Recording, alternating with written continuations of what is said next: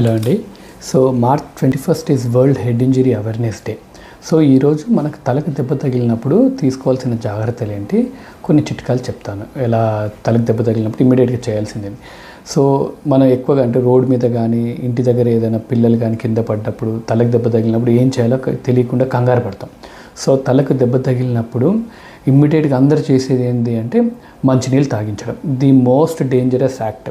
So ఒక మనిషి తలకి దెబ్బ తగిలి స్పృహ తగ్గినా లేకపోతే ఫిట్స్ వచ్చినా స్పృహ బాగా తక్కువగా ఉన్నప్పుడు ఎటువంటి పరిస్థితుల్లో ఫోర్స్ఫుల్గా మంచినీళ్ళు తాగించకూడదు. దానివల్ల జరిగే లాభం కన్నా నష్టం ఎక్కువ జరుగుతుంది.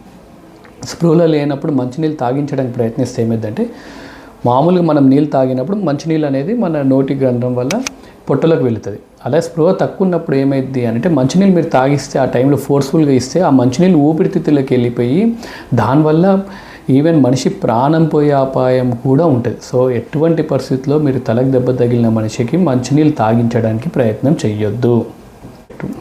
హలో అండి. సో ఇంకొకటి, తలకు దెబ్బ తగిలినప్పుడు మనకు ఎక్కువగా తలకు దెబ్బ తగిలినా లేకపోతే ఇంటి దగ్గరలో ఎవరైనా సడన్గా ఫిట్స్ వచ్చినా మనకు ఆ టైంలో ఏం చేయాలో అర్థం కాదు. సో ఫిట్స్ వచ్చినప్పుడు ఎటువంటి మీరు అంటే మూవీస్లో కానీ ఎక్కువ చూడడం వల్ల మనకు తెలిసింది ఏంటంటే చేతిలో తాళాలు గుర్తి పెట్టడం.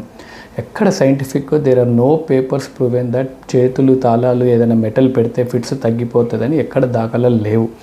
మనం ఆ టైంలో చేయాల్సింది ఏంటంటే కుదిరితే మనిషిని ఒక సైడ్కి రోల్ చేసి పెట్టాలి. నోటిలో నాలుక ఏమైనా కొరుక్కుంటున్నాడు లేదో చూసుకోవాలి. సిమ్టమ్స్ ఏమైనా వస్తే చూస్తే సరిపోద్ది. యూజువల్గా ఎనీ ఫిట్స్ అంటే రెగ్యులర్గా మేము చూసే హాస్పిటల్లో ఫిట్స్లో కూడా ఒక 20-30 సెకండ్స్ కన్నా ఎక్కువ ఏమి రావు. ఆ సమయంలో మీరు ఆ చుట్టుపక్కల షార్ప్ ఆబ్జెక్ట్స్ ఏం లేకుండా చూసుకుంటే సరిపోతుంది అంతే. ఫిట్స్ దాన్ని అవే ఒక 30-40 సెకండ్స్లో ఆగిపోద్ది.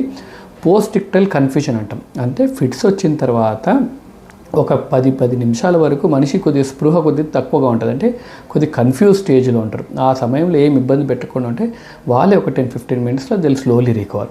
లేదు సరే పర్సిస్టెంట్గా ఫిట్స్ వస్తున్నాయి అని అంటే చెప్పినట్టు మనిషిని సైడ్కి పడుకోబెట్టి ఊపిరి తీసుకునే కంఫర్ట్గా ఉంటే చాలు. దాని తర్వాత ఇమీడియట్గా bring them to hospital. Thank you అండి.